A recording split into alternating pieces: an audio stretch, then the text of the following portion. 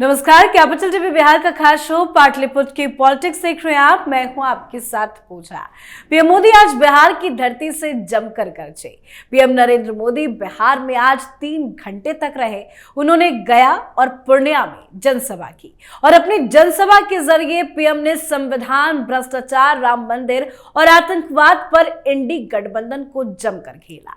लालू यादव के भ्रष्टाचार पर हमला करते हुए पीएम मोदी ने कहा कि राजद ने इतने सालों तक बिहार पर राज किया है पर अपनी सरकार का जिक्र नहीं करते। बिहार में जंगल राज का सबसे बड़ा चेहरा राजद है। बिहार में भ्रष्टाचार का दूसरा नाम राजद है। प्रधानमंत्री ने कहा कि बिहार की बर्बादी का सबसे बड़ा जिम्मेदार राजद है। चारा घोटाले के आरोपी राजद है। चारा चोरी करने वालों पर कोर्ट ने मोहर लगा दी है। राजद ने बिहार को केवल 2 ही चीजें दी हैं, एक जंगल राज और दूसरा भ्रष्टाचार। तो पीएम मोदी के बिहार दौरे से कैसे पूरा माहौल ही बदल गया है, आज इसी पे चर्चा करेंगे। मेरे साथ स्टूडियो में मौजूद हैं कैपिटल टीवी के editor in chief doctor Manish Kumar. Doctor साहब, बहुत बहुत स्वागत है आपका। धन्यवाद। आज पीएम मोदी गया और पूर्णिया में मौजूद थे, लेकिन आरजेडी पर जिस तरह से बार बार वो कड़ा प्रहार कर रहे थे, कैसे एंड टाइम पे पूरा माहौल बदलता नजर आ रहा है? देखिए, प्रधानमंत्री मोदी ही आखिरी उपाय है भारतीय जनता पार्टी के लिए, एनडीए के लिए। जी। अपने शेयर पॉपुलैरिटी, कमिटमेंट और अपनी साख के बदौलत भारतीय जनता पार्टी ये उम्मीद कर सकती है कि जो पिछली बार का जो परफॉर्मेंस था कि 40 में से 39 जो सीटें आप जीत गए, वो हासिल कर सकते हैं। अदरवाइज मैं फिर कह रहा हूं, 30 जाते जाते इस बार सांसें फूल जाएंगी। कारण बहुत ही सिंपल है, नीतीश कुमार अपनी सारी सीटें नहीं जीत पाएंगे। उनको बहुत बड़ा आपने 16 सीटें दे दी है, 6 सीट जीतते जीतते उनका पूरा पैकअप हो जाएगा। ये गलती हुई है, प्रधानमंत्री मोदी को भी मालूम है कि गलती हुई है। इसलिए आज देखिए कहां कहां प्रचार प्रसार किया गया। गया, मगध। गया में कौन है? बीजेपी का उम्मीदवार नहीं है। उसके आसपास जेडीयू। आप जाने पूर्णिया को छोड़ के आप ये देखिए, पूर्णिया के आसपास का पूरा इलाका जेडीयू चुनाव लड़ रहा है, उधर पूरा का पूरा। सर्वेस भी आ रहे हैं। आज से 1 महीना 1.5 महीना पहले सर्वे वाले बता रहे थे 38-39 रिपीट होगा। यही आ रहा था सर्वे।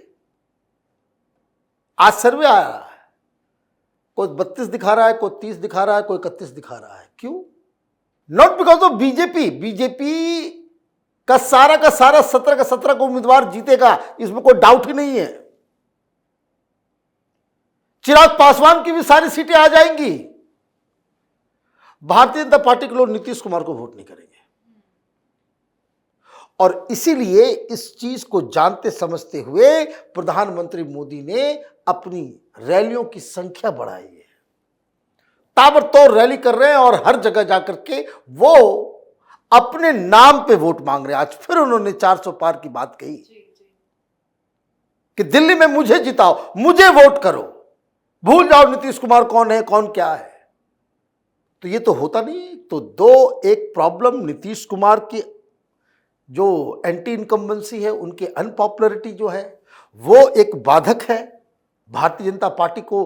पिछला परफॉर्मेंस, एनडीए का पिछला परफॉर्मेंस जो है रिपीट करने में Nitish Kumar one of the reason. Second reason जो है वो भारतीय जनता पार्टी की अपनी भी कुछ गलतियां, टिकट डिस्ट्रीब्यूशन में गड़बड़ियां हुई। ये बात को बीजेपी के लोग भी अब मानने लग गए हैं। अपर कास्ट आपसे थोड़ा सा नाराज चल रहा है, बाकी लोग तो वोट देने चले जाएंगे। या अपर कास्ट धूप में लाइन लगकर के आपको वोट नहीं करेगा, तब क्या करेंगे आप? क्योंकि आप जिस तरीके से जात पात करना शुरू कर दिया आपने बिहार में, तो वहां दिक्कत है। अब प्रधानमंत्री मोदी गया पहुंचे। गया में उन्होंने आरजेडी के ऊपर हमला किया। वो सीमांचल गए, वहां पे हमला किया। पूर्णिया में क्या प्रॉब्लम्स है? अब देखिए, 4 बड़े ही इंपॉर्टेंट सीट्स हैं, किशनगंज, अररिया, पूर्णिया, कटिहार। किशनगंज में 68% मुस्लिम्स हैं और पिछले बार हर जगह ओवैसी ने उम्मीदवार खड़े किए थे, इस बार एक ही जगह खड़ा हो रहा है। पिछली बार 5-5 विधानसभा के चुनाव में इसी इलाके से 5-5 विधायकों को जीत के लेके चले गए थे। इस बार ओवैसी एक्टिव नहीं है। क्यों? ओवैसी को फंसा दिया गया है उधर, कहां? अपने हैदराबाद में। ऐसा उम्मीदवार खड़ा कर दिया कि बेचारे वो जो है घूम घूम के वोट मांग रहे हैं, वहां से निकल नहीं पा रहे हैं। वो कटिहार से अख्तरुल इमाम जो है, जो उसके हेड है, वो चुनाव लड़ रहे हैं। लेकिन बाकी जगहों पे, किशनगंज छोड़ दे, बाकी की सीटों के ऊपर ये प्रॉपर मुस्लिम बहुल इलाका है जहां 40% से ज्यादा वोटर्स हैं। कहीं 43 है, कहीं 45 है। वो तो पिछले बार का आंकड़ा मैं बता रहा हूं, अब तो और भी बढ़ गए होंगे। क्यों? क्योंकि कांग्रेस पार्टी आरजेडी ने इस पूरे सीमांचल में जो हाल बंगाल का है वो हाल आपने सीमांचल का कर दिया। ये रोहिंग्या बांग्लादेशियों को बसा बसा के हिंदू वहां से पलायन कर रहे हैं, लेकिन कोई बोलेगा नहीं, कोई बोलेगा नहीं, लेकिन हकीकत है। अगर जंगल राज जिसकी बात प्रधानमंत्री मोदी कर रहे हैं, अगर जंगल राज बिहार में अगर जो उसको कहते पीक पे था, किडनैपिंग, भाई कोई डॉक्टर है बेटे को उठा लो, पैसे लाओ तब देंगे, कोई बिजनेसमैन है बहुत बिक्री हो रही है उसको उठा लो, भाई चिट्ठी दे दो, ये सब कहां? ये इसी इलाके में होता था। कोई पुलिस नहीं, कोई कानून नहीं, बस अपना वहां उगाही का धंधा। प्रधानमंत्री ने याद दिलाया कि आप कहां लोगों को मजबूत करने में लगे हुए हो। ये वापस अगर आ गए सत्ता में फिर वही काम होगा। लालू यादव को भी नहीं छोड़ा। लालू यादव को ये बताना चाहिए कि भाई कल जो लालू यादव ने अटैक किया, कि अचानक से उनको याद आ गया संविधान बचाना है। भाई आप सजा याफ्ता मुजरिम हो और आप ज्ञान बांटोगे, संविधान कैसे? वो संविधान आप बचाओगे? लालू यादव संविधान बचाएंगे? जब इनकी सरकार हुआ करती थी, जब आरजेडी की सरकार थी, बिहार के अंदर में कौन सा संविधान का काम चलता था? आईएएस को मार दिया, इसको मार दिया, इसको उठा लिया, उसको किडनैप कर लिया। घर में शादी हो रही है, लालू यादव के परिवार में किसी की शादी हो रही है तो कार लूट लिया, ज्वेलरी शॉप में घुस गए, जो मन आया सो उठा लिया, साड़ी की दुकान में घुसे, जो मन आया सो उठा लिया। लोग भूले थोड़े हैं। नए जनरेशन को वो चीजें याद दिलाने के लिए प्रधानमंत्री मोदी ने ये सारा काम किया है आज। लेकिन ये मानना पड़ेगा कि आप जो जगह जगह इलाके जो चुन रहे हो, इसका मतलब साफ है कि प्रधानमंत्री मोदी को भी मालूम है आप मांझी के कंस्टिट्यूंसी में जा रहे हो, आप जेडीयू को कंस्टिट्यूंसी में जा रहे हो। तो ये अपोजिशन को भी सीखने की आवश्यकता है। अभी तक आपका एक यूनाइटेड चुनाव प्रचार वाली रैली नहीं हुई है।